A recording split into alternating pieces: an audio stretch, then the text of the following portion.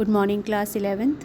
Now, the topic which we will discuss today is little bit of mechanism of concentration of the filtrate, that is counter current mechanism. And for this you have to look upon this diagram. As you all can see that when the blood is brought through afferent arteriole, it undergoes the process of ultrafiltration,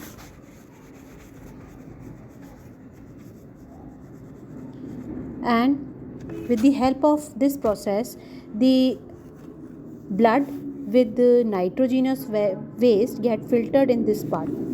Okay, now the blood with the less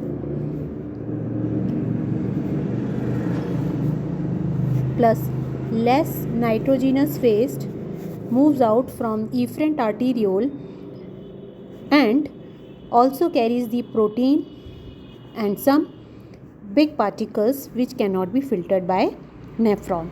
So the filtrate which comes down from top to down through descending limb of loop of Henle release out the water which is reabsorbed by the body. Okay, now the water which moves out from the nephron is reabsorbed by the body. At that time the osmolarity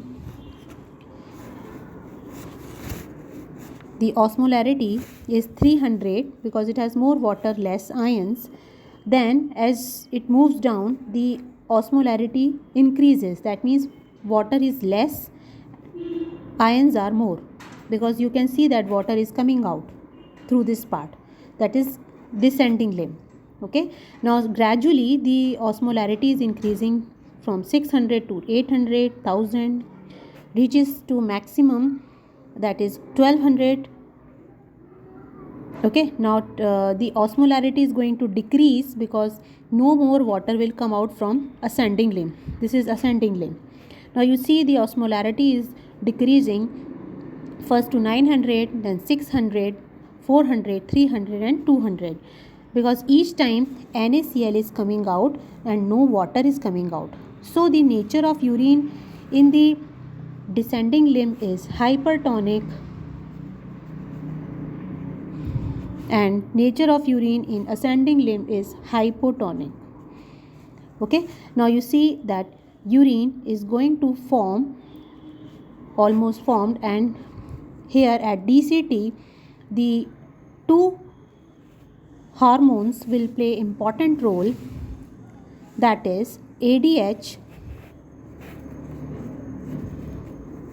and aldosterone. Okay, other name of ADH is vasopressin. Aldosterone function is to conserve ions. ADH main role is to conserve water. Okay, so water will move back to the body, as well as the ions which are required by the body also moves back, and these special hormones they act at DCT of the loop of Henle. Now finally the urine will move down to collecting duct, and this is how urine formation takes place. Now next is the regulation of kidney function. Let's see this next topic, regulation of kidney function. We know that for regulation of kidney, hypothalamus gland, JGA, I told you what is JGA, the modified cell of DCT, and the afferent arteriole is called as juxtaglomerulus apparatus, which secrete renin hormone when there is fall in GFR. Okay, when there is fall in GFR, at that time renin is secreted by JGA. This is how hypothalamus JGA regulate the kidney functioning. Then the third is heart. There is a role of heart also for regulating kidney function. Okay, now what happen is, like there are some osmoreceptor present in the body which get activated by the changes in blood volume or body fluid volume and ionic concentration. If suppose an excessive loss of fluid from the body is taking place, this is going to activate these receptors. What are these receptors? Blood volume, second, body fluid volume, and third, ionic concentration. These are what? These are osmoreceptors.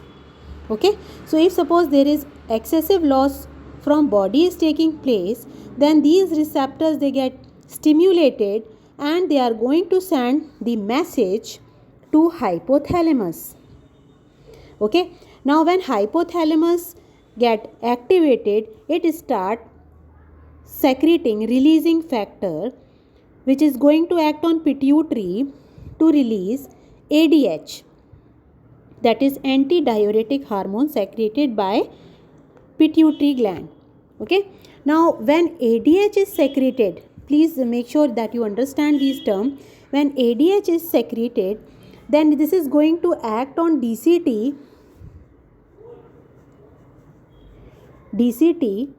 that is distal convoluted tubule, and it is going to facilitate reabsorption of water. Is it clear? Now DCT will start reabsorbing water. This is going to prevent water loss. And when the body fluid volume increases, this is going to switch off the osmoreceptor. What are osmoreceptor? I am repeating: blood volume, fluid volume, ionic concentration. So these osmoreceptor will be suppressed if suppose there is normal fluid in our body.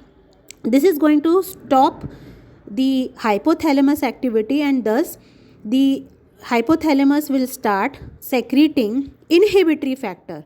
Thereby the ADH release will be stopped. Is it clear? And this causes increase in blood pressure, and increase in blood pressure will increase GFR. Is it clear? So in this way, like kidney function is regulated. Let us discuss the role of JGA. What happened? If suppose the GFR is going down, then JGA will start secreting renin. Okay, and thereby GFR rate increases. And what is the role of renin? Let us see. Angiotensinogen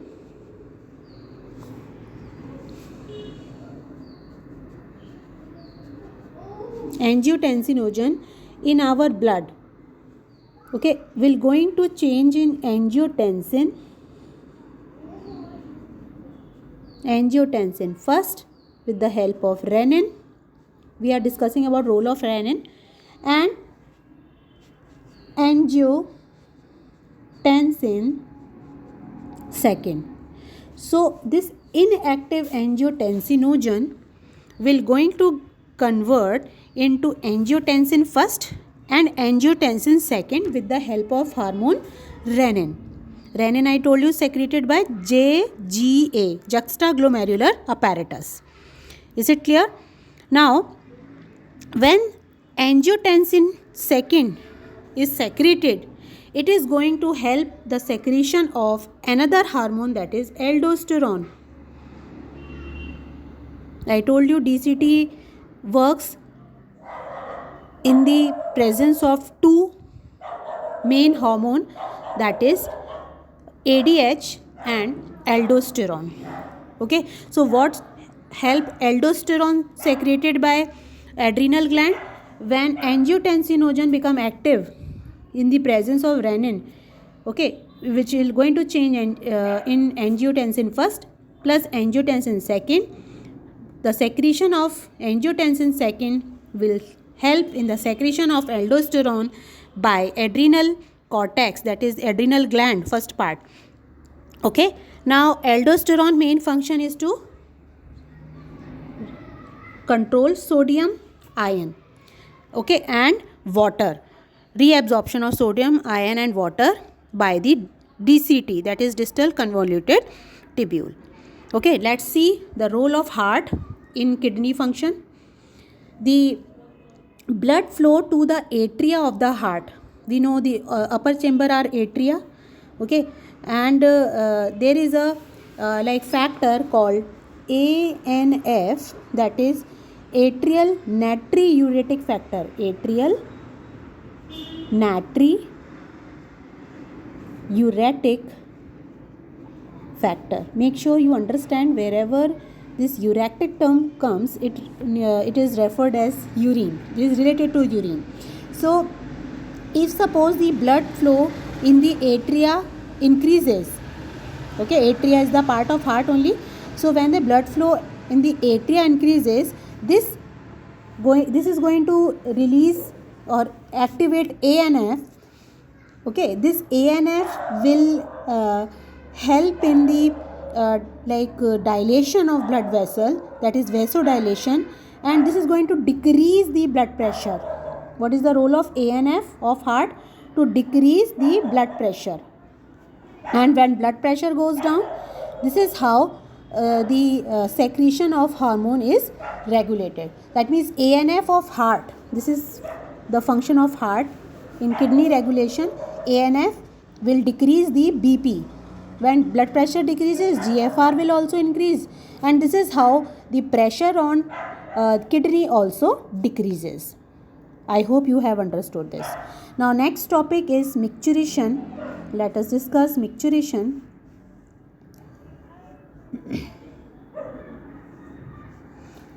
This is the way of removal or voluntary signal of removal of urine from the urethra. And you know, urethra helps in removal of the urine out of the body when a voluntary signal from CNS is received. Okay, and this CNS passes to motor to initiate contraction of smooth muscles of the bladder and simultaneous relaxation of the urethral sphincter. We know this is urinary bladder, and this is the sphincter, the muscles which work in a voluntary way when it receives the signal from central nervous system. Okay, so the contraction and relaxation of the urethral sphincter help the release of urine. Is it clear? So the process of release of urine is called as micturition. This is process of release of urine.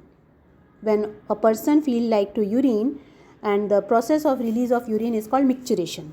Is it clear? Now some other organs are also involved in removal of waste. We know lungs removes our waste, carbon dioxide. Liver, it helps in the removal of the various waste which may contain the dead RBCs or the steroid hormone which are degraded, vitamins, drugs. Okay, even the sweat and sebaceous gland in the skin, they remove our waste. Okay, so in this way some other organs are also involved in removal of waste. Let us discuss the last topic, that is disorder of the excretory system. Now first disease is uremia. In this, what happens? If suppose in the blood urea get accumulated, which is very poisonous substance, so this malfunctioning, this happens due to the malfunctioning of kidney. The disease is called uremia. And if suppose urea get accumulated in the blood, it can lead to damage of various cells, and kidney stops functioning. This is called kidney failure. Okay, now in that condition a patient has to go for hemodialysis, about which you have studied in class 10th. Okay, now the way by which the kidney work can be replaced is like replacement of kidneys. Any one person kidneys fails to work, the option is kidney transplantation. Okay, the diseases, other diseases which are related to kidneys, renal calculi. If suppose any person suffer from stone of kidney, this disease is called as renal calculi. Okay, what happens in this? The crystallized salts, which are of oxalates, they get gathered, and they form an insoluble mass in the kidney, which is referred as kidney stone. Then the next disease is glomerulonephritis. This is related to the inflammation of glomeruli, which can lead to the pain in the kidney area. Okay, so this finishes this chapter. Go through the topics and ask your doubts. Thank you.